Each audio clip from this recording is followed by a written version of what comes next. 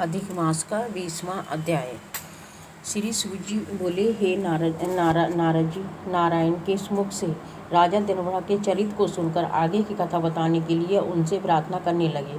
नारद जी बोले, हे भगवान, राजा दृढ़धनवा ने वाल्मीकि ऋषि से कौन सा प्रश्न किया? कृपया मुझे विस्तार पूर्वक बतलाइए। भगवान श्री नारायण ने कहा, राजा दृढ़धनवा ने महर्षि वाल्मीकि से कहा, महर्षि, सबसे पहले इस मोक्ष प्रदायक पुरुषोत्तम मास का व्रत, स्नान, साधना किसने किया था? इस मास की सेवा मोक्ष पाने के लिए कैसे की जाती है तथा दान की विधि क्या है? पूर्व जन्म में सुदेव ब्राह्मण के रूप में मैंने इसकी विधि पूर्वक सेवा की थी, इससे मेरा मरा हुआ पुत्र जीवित हुआ।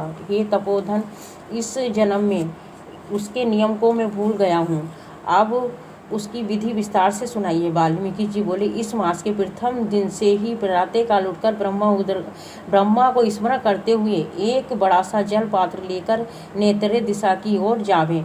इस मास में व्रती घर से बाहर इसी भांति जाकर जनेऊ को दाहिने कान पर चढ़ाकर प्रातः साय उत्तर की ओर मुँह करके पृथ्वी पर घास बिछाकर सिर ढककर मुख को बंद करके बैठे और न थूके न बोले। यदि रात्रि हो तो दक्षिण मुख को होकर सोच करे। तदंतर शुद्ध मिट्टी से 1 बार लिंग और 5 बार गुदा को धोवे तथा 3 बार बायां हाथ व 10 बार दोनों हाथ मिलाकर मिट्टी से शुद्ध करे। 14 बार पैरों में मिट्टी मलकर शुद्ध करे। ये शुद्धि तीर्थ जल से ना करे, साथ में लाए जल से करे। तीर्थ के जल से दूर बैठकर यह शुद्धि करनी चाहिए। इस शुद्धि को करने के बाद तीर्थ में शुद्धि करें, अन्यथा यह अशुद्ध रहता है। यही व्रती की शुद्धि है। गृहस्थ जीवों को चाहिए कि वे शौच अर्थात मल त्याग के पश्चात उपरोक्त विधि से शुद्ध होकर 16 अथवा 12 बार कुल्ला करें। लघु शंका के बाद 8 या 4 बार कुल्ला करें। हस्त शुद्धि के बाद नेत्रों से जल लगाकर दातुन लेकर ये कहे कि हे वनस्पति, तुम्हारे से हमें बल, आयु, यश, तेज, पशु, संतान, धन, ब्रह्म तत्व, मेघा शक्ति एवं बुद्धि मिले। दातुन में गांठ, छेद अथवा कीड़े आदि देखकर आदि का निशान न होवे। ये छोटी उंगली के समान मोटी एवं 12 अंगुली लंबी होनी चाहिए। दातुन को दांतों से साफ करें। दातुन के बाद 12 बार कुल्ला करें। मुख शुद्ध करें। रविवार को नीम की दातुन करें। इसके बाद स्नान करें।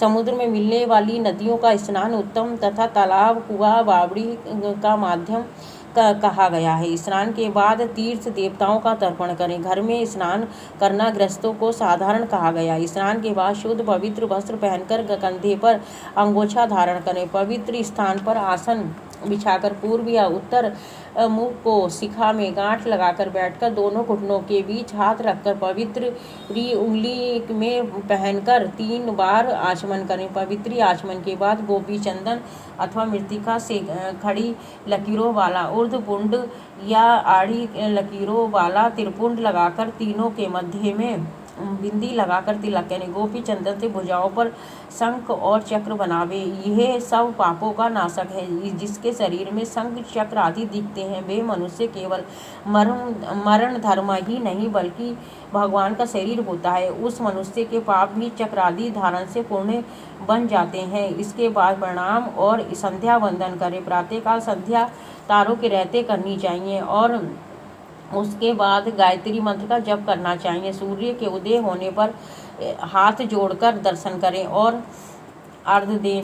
सायंकाल अपने पांव व पृथ्वी को नमस्कार करें। दिन भर की कमी के लिए यतस्य स्मृतस्य मंत्र बोलकर क्षमा करें। दिन के पहले भाग में अपने नित्य कर्म को करके पुनः श्री पुरुषोत्तम भगवान की आराधना करें। पुरुषोत्तम मास में भगवान की पूजा की विधि बतलाते हुए महर्षि वाल्मीकि ने आगे कहा कि हे राजन, लिपि पुति शुद्ध भूमि में मन और वाणी को बस में करके एक चौकोर या गोल मंडप बनावे। चौकी पर चावलों से अष्टदल कमल बनाकर उस पर सोने चांदी तांबे अथवा मिट्टी का कलश शुद्ध तीर्थ से जल भरकर रखें। कलश के स्थापन के बाद उसमें तीर्थों का आह्वान करें।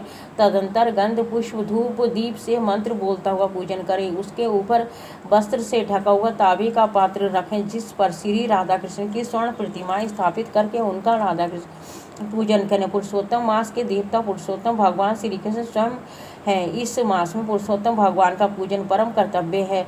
मनुष्यों को बार बार ग्राम, धन, पुत्र, घर आदि को तो प्राप्त हो जाते हैं, किंतु ये देह नहीं फिर नहीं मिलती, इसलिए इसकी धर्म के लिए रक्षा करें। माता, स्त्री, पुत्र, पिता आदि कोई भी सहायता नहीं करते, केवल धर्म ही सहायक होते हैं। हे राजन, बुढ़ापा सिंहनी के समान मनुष्य को डराता है और रोग व्याधि आदि पूर्व शत्रु हैं। आयु फूटे बर्तन में पानी सदृश प्रतिदिन धीरे धीरे कम होती जाती है। ये लक्ष्मी लहर के समान चंचल है। यौवन फूल सदृश मुरझाने वाला, सांसारिक सुख स्वप्न सदृश निरर्थक है। इस प्रकार धन, ऐश्वर्य, मान तथा सांसारिक सुख सब चलायमान है, अतः इनसे वैराग्य प्राप्त करके धर्म करने में लग जावे।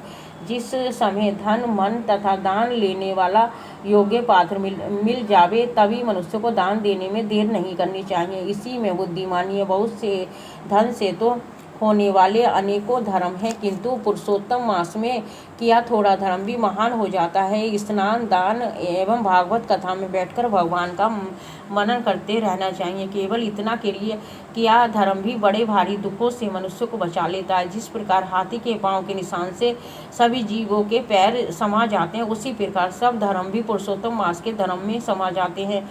श्री गंगा जी की समानता कोई भी नदी, कल्पवृक्ष की समानता, अन्य वृक्ष, वेदों की समानता सभी शास्त्र भी मिलकर जिस प्रकार नहीं कर सकते, उसी प्रकार कोई अन्य महीना पुरुषोत्तम मास की समानता नहीं कर सकता।